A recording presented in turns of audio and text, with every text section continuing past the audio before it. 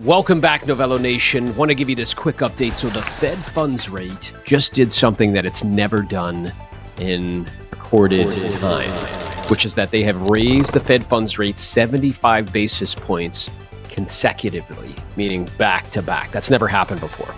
So what does that mean, right? Because as agents, we have to understand the macro environment. And by understanding the macro environment, then we can therefore begin to give guidance that's appropriate, for buyers and sellers, so they can make decisions that allow them to accomplish their goals and objectives and are financially sound. So the Fed funds rate is the rate that banks borrow money from the Federal Reserve. And when banks have to pay more money to borrow money, then they pass that on to consumers, meaning that the rates that they charge for things like car loans or mortgages therefore goes up. Now, how that affects us in the real estate game is that when the cost of money gets higher, then the pool of prospective buyers gets smaller, which logically makes sense. So someone who was approved just at the beginning of this year, let's say of like $800,000 at 3% mortgage rates, now over 6 and continuing to climb, will be, approved for somewhere around 600,000, right?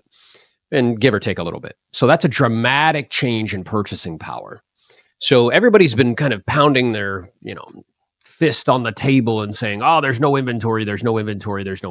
So everybody's just been focused on supply. They're not focused on demand. And the Federal Reserve has made it very, very clear that their intention is to cool down the real estate market. And the way that they can do that is on the demand side. So when you make the cost of money more, therefore demand will shrink. And if demand shrinks, usually what happens is inventory goes up. And when inventory goes up, then traditionally prices come down. And that's what we're starting to see, right? Not only in my own business, because I'm still in production, and also with all the coaching clients we have. We have 100 paid coaching clients, and seeing throughout the country that that's precisely what's happening. Homes are sitting on the market longer, having to get price adjustments, which is something new for agents. Haven't had to do that in the last 2 years, or at least 18 months in a meaningful way. Having to present offers that are less than the asking price. Haven't had to do that in a long time. So we need an accurate assessment of reality in order to produce a good outcome. That's what Ray Dalio tells us, right? From his book, Principles. So the accurate assessment of reality is this is really what's true.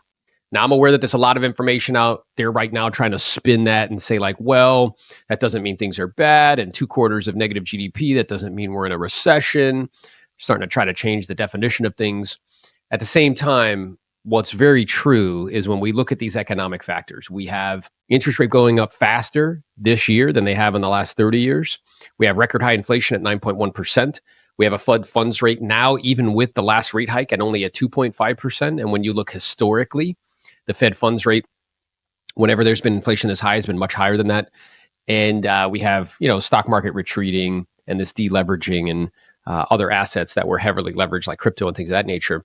The question to ask myself is like, okay, realistically, does it seem like with all of that data and information, are we in for a time moving forward of economic expansion and prices going up exponentially?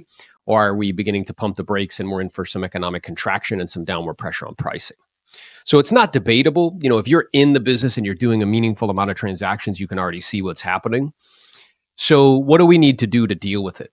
The formula is a dream plus dealing with reality plus determination equals a successful outcome, or producing an outcome that's favorable that you wish to produce. So the question is which part of that equation is the hardest for most people? And let's say in this instance, agents. Is it a dream? No, everybody has a dream. Various different, people that are in that dream and circumstances and props and players and things of that nature. So that's not it. Is it determination? People have various levels of determination, some more than others. The hardest part of that equation is dealing with reality, right? So first I need to accurately assess reality, then I need to deal with it. So what do we need to be doing as agents to deal with it? Well, the first one is we have to start getting exceptionally good at pre-qualification, right? So meaning determining what the buyers or sellers' goals and objectives are, what they're looking to accomplish and why. And what we're looking for is life events. Life events are things like death, divorce, job relocation, moving to assisted living facilities, retirement, downsizing, things of that nature. Some sort of life event that's a compelling reason to cause somebody to be in the marketplace at this moment. The next skill that we need to get exceptionally good at to deal with a changing market is presenting price. We're at this place in the cycle where there's no capitulation yet. So sellers are still under the false misperception that the environment is what it was 6 or 7 months ago when money was exceptionally cheap. And that's not the environment that we're in anymore at all. So their expectations are not in alignment with reality. So we need to get exceptionally good at the pricing portion of the presentation, really questions based, not me telling you, instead me asking you questions to help you to self-discover that perhaps your expectations are off and where the marketplace is showing us that buyers are seeing value at this current moment. The third skill that you need to get exceptionally good at is price adjustments. Now, I'm aware that that's a rude awakening for a lot of agents. They haven't had to, really talk to sellers that much over the last 18 to 24 months. Property's been selling right away, immediately. And, we have to go back to honeymoon periods. We have to go back to focusing on servicing, the listing. Once we get it, massive amounts of communication up front, giving them updates, showings, how many views they've had online, things of that nature, keeping them update with market data and statistics, right? Because we didn't even have to look at that stuff previously. And now we do, meaning how much inventory has gone up month over month, how much transaction volume is going down month over month. Looking at things like how many properties are on the market in that particular price point, how many have adjusted their price over the last 30 days. These are all data and statistics that you're going to need when you're having these conversations with regards to price adjustments. And keep in mind, each one of these that I'm mentioning to you is a skill. And we just went through an environment over the last 18 to 24 months that as an agent, you didn't have to be particularly skilled in order to sell real estate in high volume. And now, that's not the case. When times get tough, only the skilled get paid. So make sure you're one of those skilled people. And then the last skill that you're going to need to really work on and focus is presenting offers that are less than the asking price. We haven't had to be particularly good at negotiating. There's no negotiating if all offers are coming in at ask or higher.